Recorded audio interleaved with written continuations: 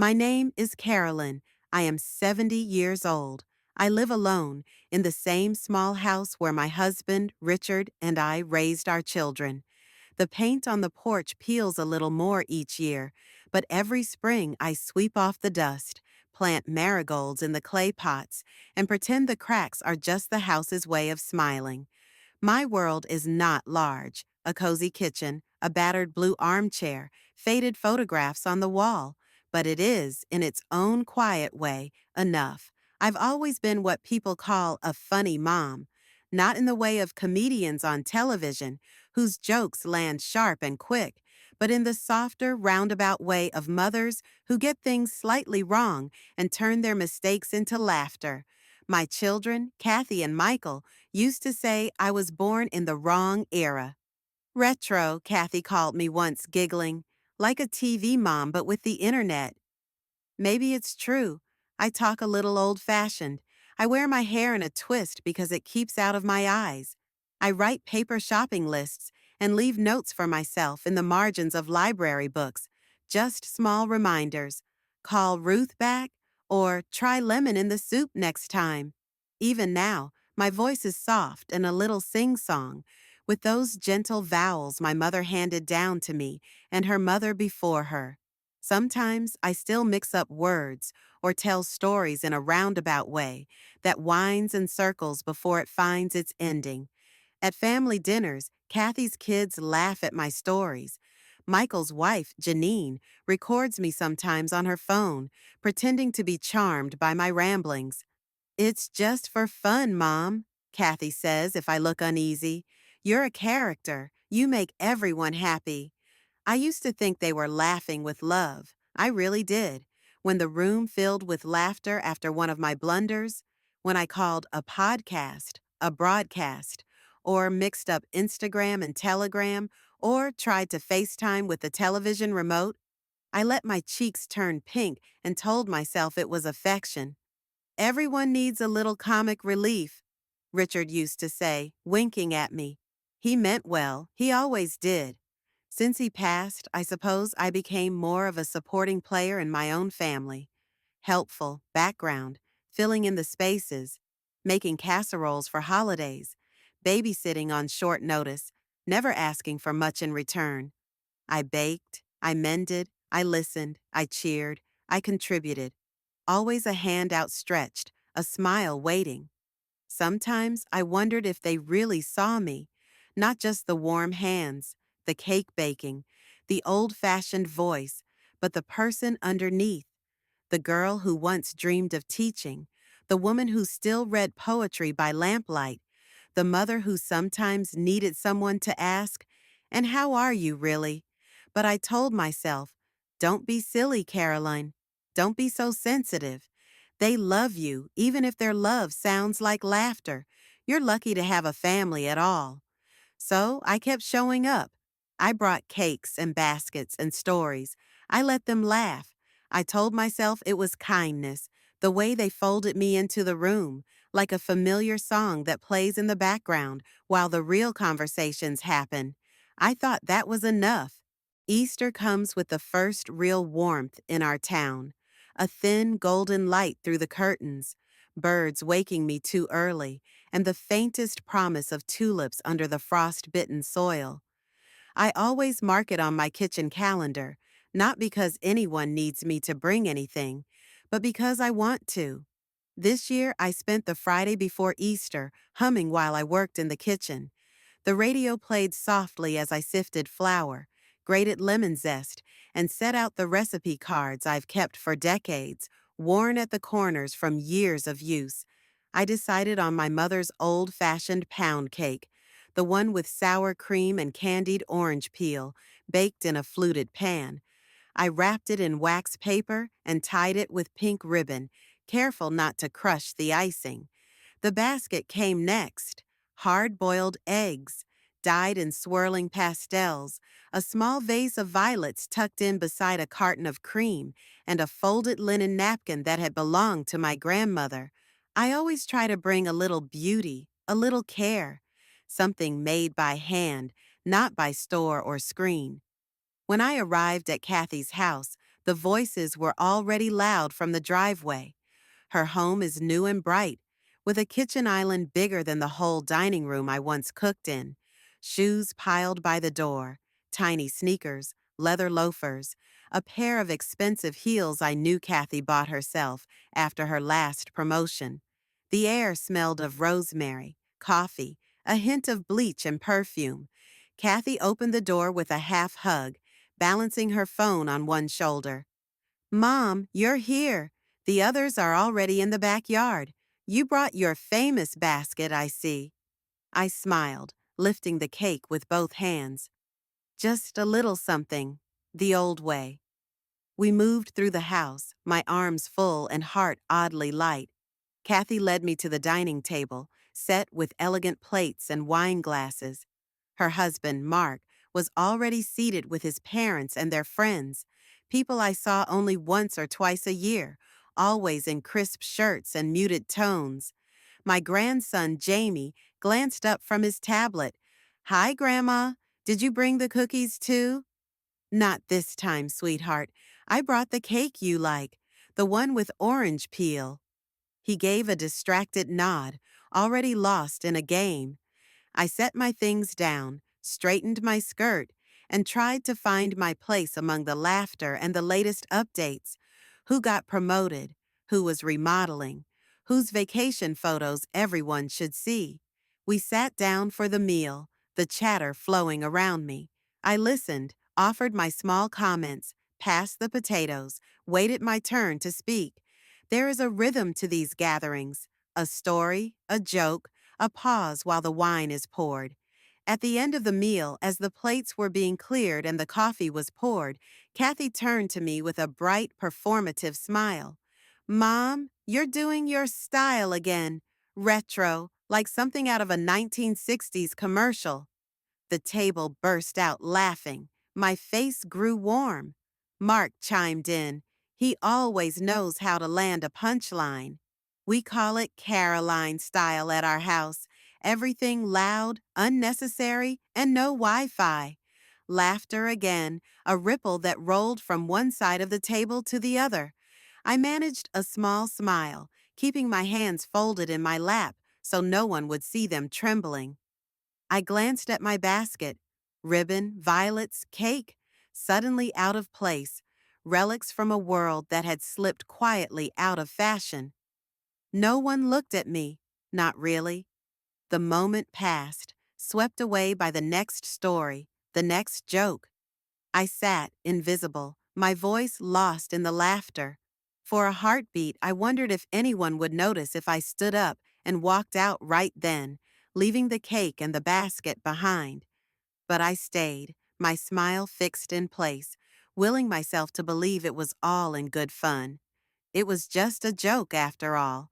That's what they'd say. That's what they always said. I smiled. I always do. After 70 years, the reflex is built in, as much a part of me as my voice or the veins in my hands. There's a kind of safety in smiling. People see what they expect to see and move along. It is easier somehow to let them have their fun, even when you are the punchline. But inside me, in that hush that comes when laughter fades and plates are scraped, there was nothing. Not an ache, not a protest, just a strange, cool silence. It wasn't the first time, but this time it was different. I realized very calmly that the joke had worn thin, and I was tired in a way that sleep wouldn't fix.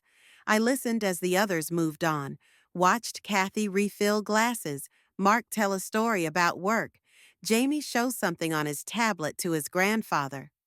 All the while, the laughter from my expense floated above the table, sweet and sour, refusing to settle. I excused myself to the kitchen under the pretense of helping with the dishes. The kitchen is always where I retreat, hands busy, mind circling, heart quiet. I stood at the sink, rinsing plates, watching the swirl of bubbles and sunlight, feeling the tightness in my chest slowly loosen. Not because I was hurt, not even angry, not really, but because something had snapped into focus, sharper than pain. I was not their mother, not really. I was a character, an anecdote, the reliable source of comic relief, the harmless background. Someone to be chuckled at, not listened to. I could see it written in every side glance and nudge. She's doing her thing again. How long had it been this way? I replayed past birthdays, holidays, the way my stories were interrupted with laughter, the affectionate sighs. That's just Mom, and the way no one really waited for the ending. I remembered 100 small moments, the way my advice was met with a pat on the hand, how my old sayings became family slogans, but only as punchlines. I had let it happen because I wanted to be loved and didn't know another way to be seen. But that afternoon, my reflection in the dark window above the sink looked back at me without a smile. A woman who still had things to say, and no one left to hear them. The kitchen was quiet. The voices in the next room grew softer, laughter moving on to new jokes, new stories.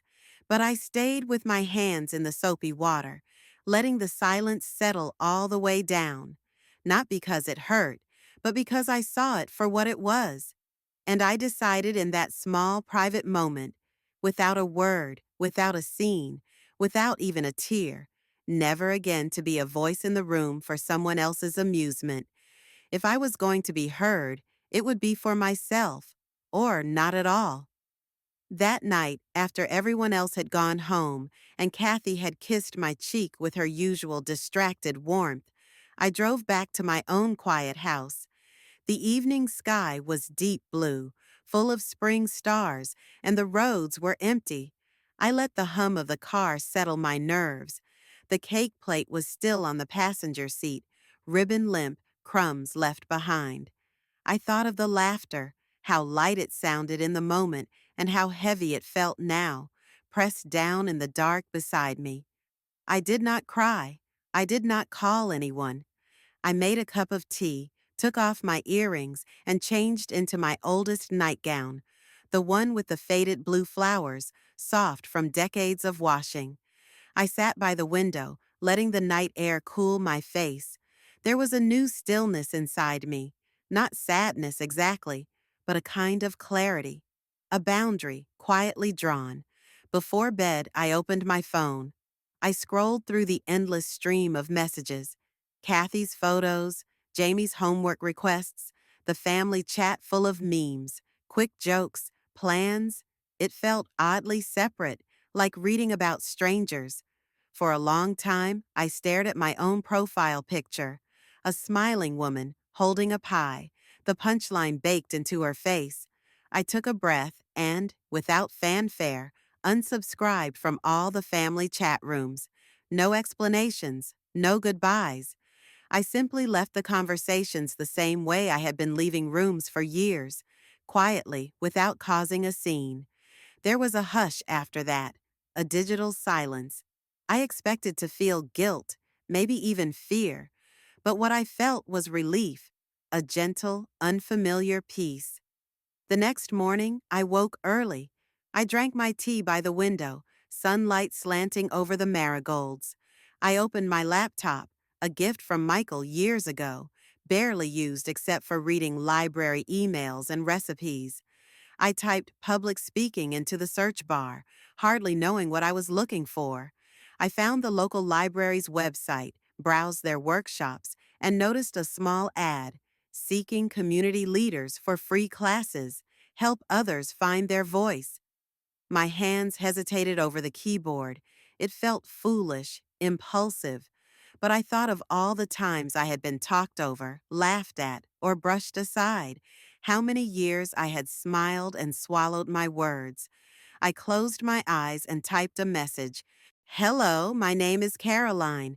I'd like to offer a speaking class for women who want to be heard. I've been quiet a long time, but I have things to say. I sent it before I could second guess myself. For the first time in years, I spoke not for someone else, but for me.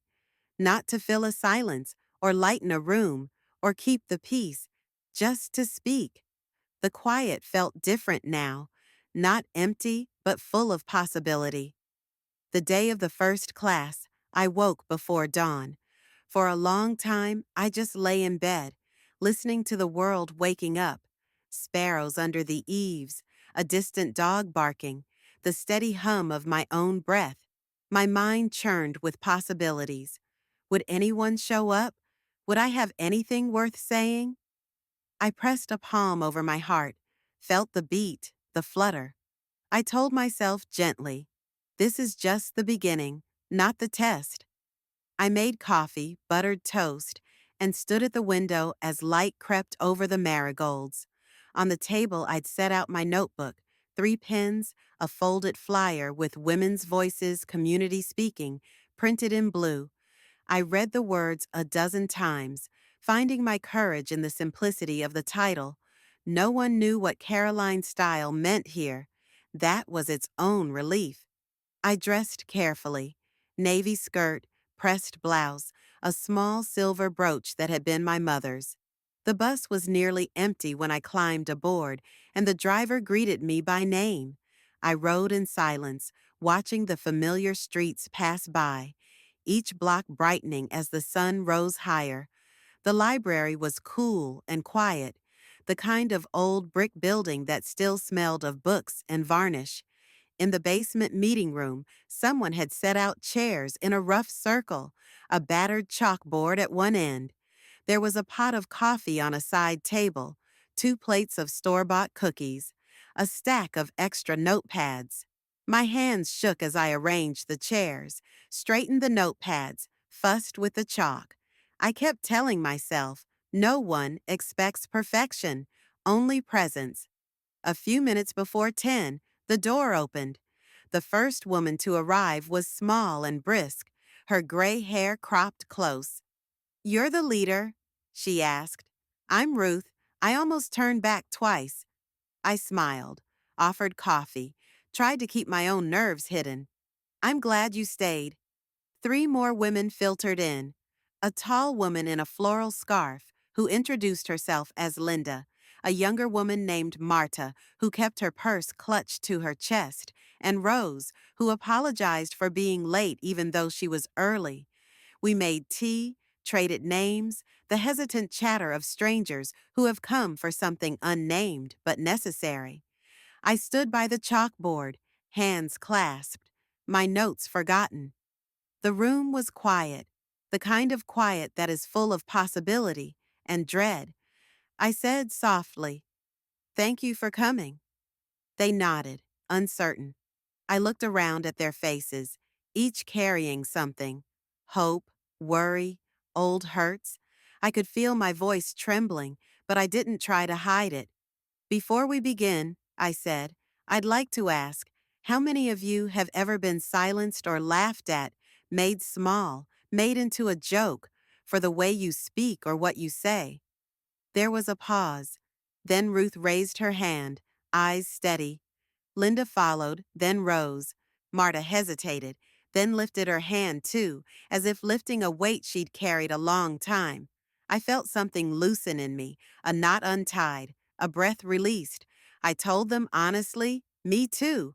We started there. No scripts, no roles to play, just stories. Halting, meandering, but true. Ruth spoke of her old job in the city, how her boss called her the office canary because she sang out her opinions and was always laughed at. Linda described trying to read a poem at her granddaughter's birthday party, only to be interrupted by a nephew making faces. Marta, youngest, confessed she hadn't spoken at a family dinner in 2 years. If I try, they roll their eyes or change the subject. Rose admitted she sometimes rehearsed conversations in her head for days, but lost her nerve when the time came.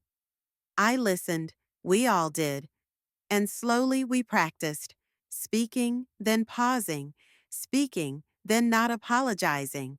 We wrote sentences on the chalkboard, "My words matter," and read them aloud. We let silences stretch. We practiced saying, "Let me finish," without laughing, without ducking our heads. The library clock ticked in the background. The coffee cooled. The room became a place where voices were not performance, but presence. By the end of the session, something had shifted. Ruth said she hadn't spoken this much in years. Linda laughed, really laughed, not nervously, and asked if she could bring a friend next week. Marta hugged her purse a little less tightly. Rose stayed to help me clean up, talking about the garden she wanted to start, but had never told anyone about. As I walked home, sunlight slanting through the trees, I felt lighter. Not because I had taught something important, but because for the first time in decades, I was not speaking for approval. I was speaking for respect, for myself, and for the possibility that others could do the same. It's strange how quietly a new life can begin. 1 week became 2, and then a month. Our little circle grew, word spreading through neighbors, library staff, and eventually, people I'd never met. Each Thursday morning, I would arrive early, sometimes with a plate of shortbread or a vase of marigolds from my porch, and find new faces among the chairs. Some women came tentatively, as if crossing a line drawn long ago. Others swept in confidently, but softened as they took their seats. I learned names. Deborah, who used to teach science, Maria, who cared for her mother and never spoke above a whisper, Fiona, whose voice was sharp at first, like someone bracing for laughter that never came. There were weeks when I felt overwhelmed, afraid I had started something too big for my two hands to hold. But every time, I found my footing in the rhythm of our gatherings, stories, silence, and the gentle practice of not interrupting, not minimizing, not laughing away what was said. Our exercises grew bolder. I asked each woman to speak for 5 minutes on something important to her, a memory, a wish, a story left unfinished. The first time, Marta's voice shook so badly she nearly stopped, but the others listened and waited. When she finished, Ruth squeezed her hand. No one offered advice. No one made a joke. Maria wept quietly, her relief unhidden.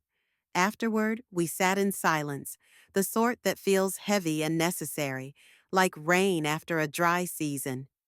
Sometimes, in the evening, I'd sit on my porch, the library windows still glowing across the square, and marvel at how such a small, private decision had rippled outwards.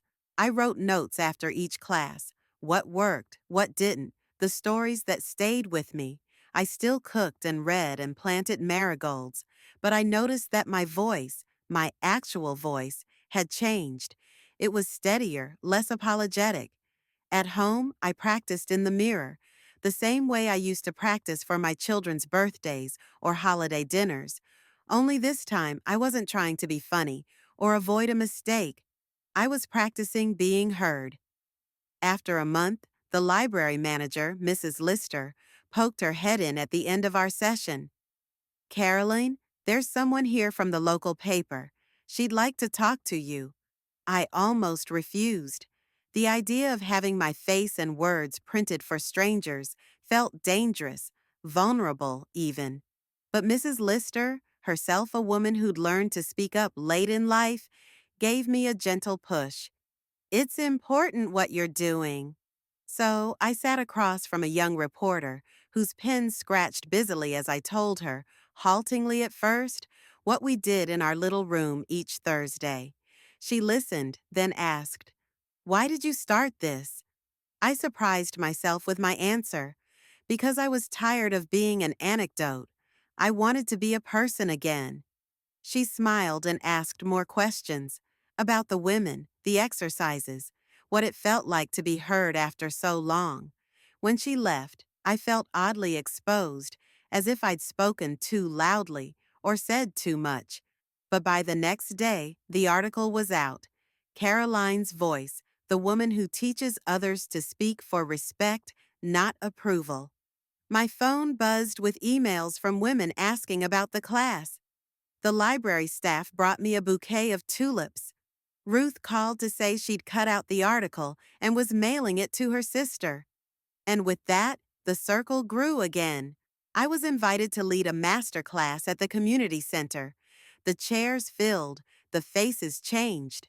I heard stories of workplaces, families, marriages, so many women who had learned to measure their words by the laughter of others. One afternoon, after a class, Maria pressed a note into my hand. "Thank you," it read, "for giving me my words back." In all of it, I found a strange, gentle pride. I was not anyone's joke, not anymore. I was not a background noise or a punchline. I was at last simply Caroline. And that, I realized, was enough. Autumn arrived early that year, cool evenings, the trees beginning to blush red and gold, the scent of leaves drifting through my kitchen window. The group at the library was thriving, the master class a success. Still, as September waned, a familiar ache crept in, family, and the ritual of togetherness I'd once accepted without question. The invitation arrived on a Tuesday. Kathy called, her voice a bit too bright, as if rehearsed. "We're having everyone over Sunday night. Nothing fancy, Mom, just dinner and stories." I hesitated. It would have been so easy to say no, to let that chapter stay closed. But something had changed in me. I wanted to see them, not to perform, not to be the family joke, but to step back into the room on my own terms. I spent the week thinking about what to bring. In the end, I settled on nothing. No pie, no basket, not even flowers. I arrived on time, hands empty, heart full of nerves. Kathy greeted me with a slightly uncertain hug, as if unsure which version of me had come. The house was as bright and modern as ever, but I noticed things I'd missed before. How everyone talked over each other at the table. The way Kathy's laughter turned brittle when Mark teased her. How Jamie barely looked up from his phone. I took my seat quietly and waited. Dinner began awkwardly. Conversation stilted around my absence from the family chat. Mark asked about the weather. Jamie mumbled something about school. The room felt different, as if the script had been misplaced. I let the silence stretch, filling my glass with water, watching the candles flicker. I did not rush to fill the space with stories. After the plates were cleared, Kathy glanced at Mark, then at me. "Mom, we had a joke about you last year." She waited for the familiar flush, the laughter that usually followed, but I only smiled. "I don't give material anymore," I said gently. "I voice it." They blinked at me, unsure how to respond. I let the silence grow, as I'd learned in my classes. Kathy tried again. "We missed your cake. It wasn't the same without you." I nodded but didn't apologize, didn't offer to bake next time. Instead, I asked Jamie about his art project. He looked up, surprised, and told me about it, haltingly but honestly. When Mark made a joke at my expense, I met his gaze. "Let's not do that," I said quietly. "Not tonight." The room fell still. No one laughed. Mark shrugged. Kathy changed the subject. But something had shifted, a boundary drawn in the softest possible chalk. After dinner, Kathy walked me to the door, her expression uncertain. "Are you angry with us?" "No," I said, "just different now." She hugged me, tighter than usual, and for the first time in years, I felt she was really holding me, not a character she'd invented. I left the house without looking back, the night air cool on my face, a quiet relief settling in my chest. I had returned, not as a punchline, but as a person. On the bus ride home, I watched the city lights flicker past and thought of my women at the library, of their courage and their voices. I realized I had done what I set out to teach. I'd spoken for myself. I hadn't interrupted, hadn't performed, hadn't apologized. I had simply been heard. That, I thought, is enough. The seasons turned, and with them, my days shifted in small, surprising ways. Where I once waited for calls from Kathy or Michael, I now watched my email. New messages, invitations to speak, stories from women across the county who had read the article or heard about the group from a friend. The little circle at the library kept growing. One afternoon, Mrs. Lister mentioned there was a waiting list for our sessions. You've started something, Carolyn, she said, her voice kind with pride. Women want to be heard. On a cool, sunlit Thursday, I arrived early to set up the room for the master class. There were extra chairs now, and the library had brought in a small sound system. I clipped on a microphone for the first time, hands trembling, heart racing, both frightened and delighted by the strange new territory. I was teaching not just how to speak, but how to inhabit your words, how to take up space, how to insist on being heard, how to say, "Wait, I'm not finished." After the class, while gathering my things, I checked my phone, a habit I had nearly lost and now reclaimed with purpose. There was a new message from Michael. My son, who had not attended a single group or class, had signed up for my open online webinar. I blinked at the screen, unsure what to feel: curiosity, apprehension, maybe hope. The night of the webinar, I sat in my small kitchen, laptop perched on the table, mug of tea within reach. I could see the grid of names: strangers, neighbors, and there, Michael. I felt the old nerves rise, the urge to be funny or self-deprecating, but I held my ground, breathed deep, and began. I spoke of silence and laughter, of the cost of being reduced to a joke, of the deep satisfaction of reclaiming your story. I invited the participants to speak up in the chat, to share stories of times they'd been talked over or made small. The hour flew by in a blur of honesty and gentle, growing courage. Afterwards, as I closed the laptop, my phone buzzed. A message from Michael, simple and direct. "I didn't know you could talk like that." I smiled, remembering how he used to interrupt me with jokes as a boy. How easy it was to let him lead, to let him fill the room. I thought for a moment before replying. "I always could. You just didn't hear me. You heard your version of me." The dots appeared and disappeared. Then, "I'm sorry, Mom. I'm really proud of you." It took me a long time to answer. I set the phone aside, hands shaking a little, and let the silence settle. It was not the noisy, dismissive silence of old, but a quiet, new kind, the kind that comes with respect, not neglect. Eventually, I typed back, "Thank you, Michael. That means a lot." In the weeks that followed, I noticed subtle shifts in my family. Kathy called less, but when she did, she listened. Mark stopped making jokes at my expense, and Jamie, bless him, sent me a photo of a painting he made in art class, signing it, "For Grandma, I see you." Meanwhile, outside the family, my world was opening up. The local council asked me to speak at their women's event. The principal of the middle school invited me to give a talk for the 8th grade girls. Sometimes I felt unsteady, still bracing for laughter that never came. But the more I spoke, the stronger I felt. Every story I heard reminded me I was not alone. We were a chorus of voices, each learning to take up space in the world, no longer content to be the background music in someone else's story. One evening, after a talk at the women's club, a young woman lingered to thank me. "My mother still laughs at everything I say," she confided, voice trembling. "But I told her tonight, 'Let me finish,' and she did." I hugged her, and as I walked home through the cool dark, I realized change doesn't come with a bang. It comes one voice at a time, steady and true. Autumn gave way to winter, and the world outside shifted into crisp gray mornings and early twilights. The library's little room was often filled with women shrugging off coats and scarves, their breath hanging in the cold air before the radiator sputtered to life. But my speaking engagements had spread beyond those brick walls. Each week brought something new: a request from a church group, a call from a women's shelter, invitations from schools, councils, and even a local book club. It surprised me, this new context.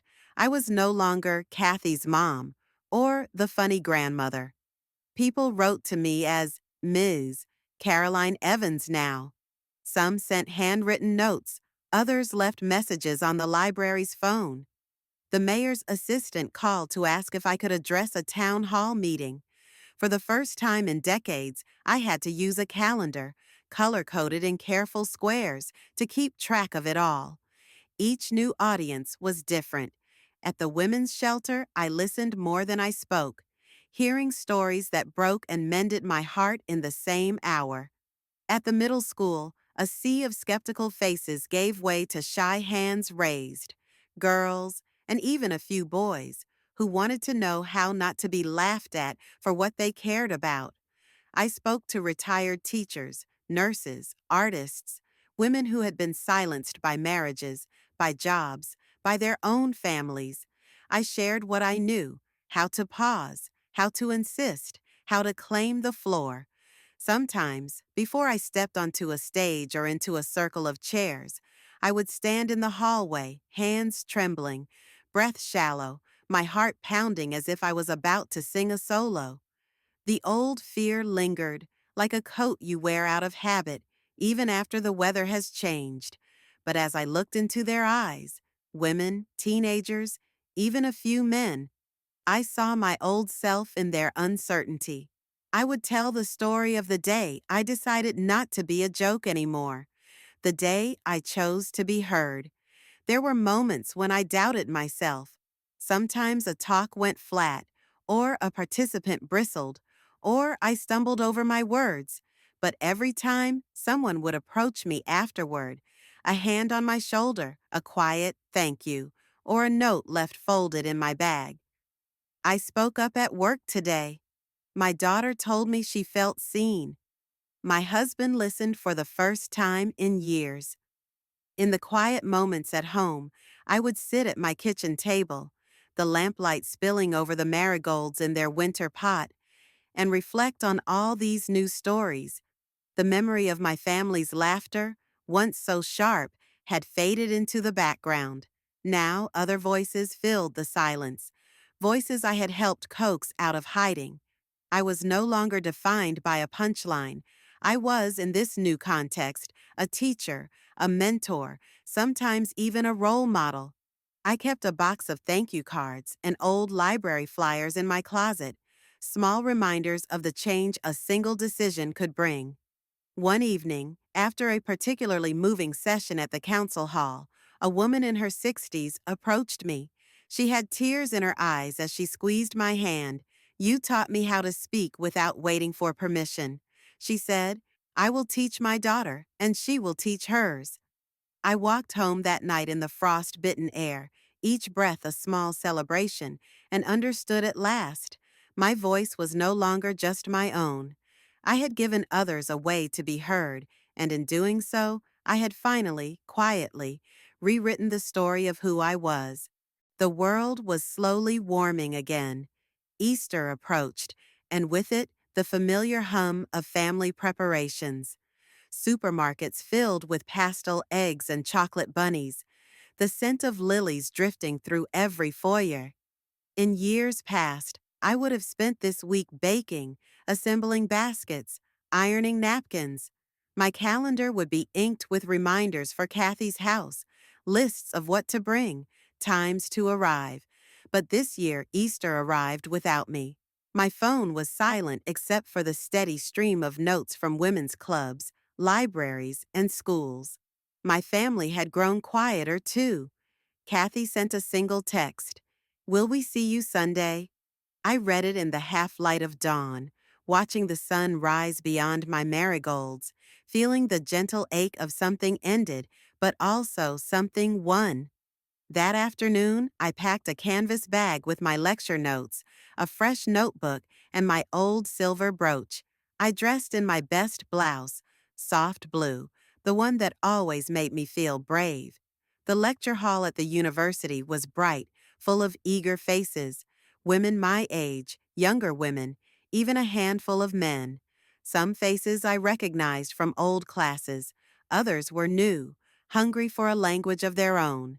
The session was titled, "How to Regain Your Voice After 40 Years of Silence."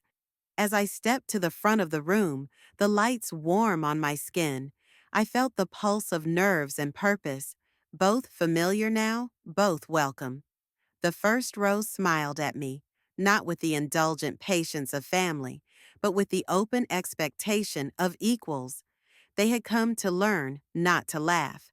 I began as I always did, with honesty. My name is Carolyn Evans. For most of my life, I was called too sensitive, too old-fashioned, too much. I was the punchline at family parties, the one who mixed up words and was always good for a laugh. I let it go on for years, thinking it was love, until I realized that kindness should not require silence. As I spoke, I watched the faces in the audience shift, some bright with recognition, others with tears.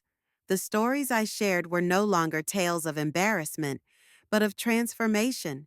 I told them how I unsubscribed from family chat rooms, how I wrote that first email to the library, how I found my voice among strangers who became sisters.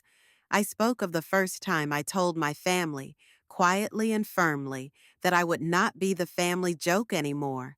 How I learned, over months and years, to live as a person, not an anecdote, not a background character, but as myself. At the end, I invited questions. A woman near the window raised her hand. Her hair was gray, her voice hesitant. "Why did you start doing this, Carolyn? What made you decide to speak up after all that time?" I looked at her for a moment, letting the weight of the years settle on my shoulders. I remembered the pain of laughter, the kitchen full of silence, the fear of speaking too loudly. And I answered, because I was once called too sensitive, and I decided not to justify it. I decided to give my sensitivity a voice, and in doing so, I found myself. And I hope you will too. There was a hush in the room, a quiet as deep as snowfall. Then applause, soft at first, then building, real, unforced, the sound of understanding, not amusement. I stood at the podium, heart full, knowing this was not a finale, but a beginning. Afterward, as the room emptied, several women lingered to speak. One told me she would start her own group. Another pressed a card into my hand, inviting me to speak in her town. A third simply hugged me, wordless, eyes bright with hope. I walked outside, the sun high and bright, the city alive with spring. At home that night, alone in my kitchen, I made a cup of tea and sat by the window. The marigolds glowed on the sill. My phone buzzed. A new email, another invitation, and, quietly, a message from Kathy. "We missed you today. I hope you're happy." I replied, "I am. I hope you are, too." And with that, I closed my laptop, let the silence surround me. It was not the silence of being ignored or laughed at. It was the silence of being whole and heard, and finally, at 71, at peace with my own voice.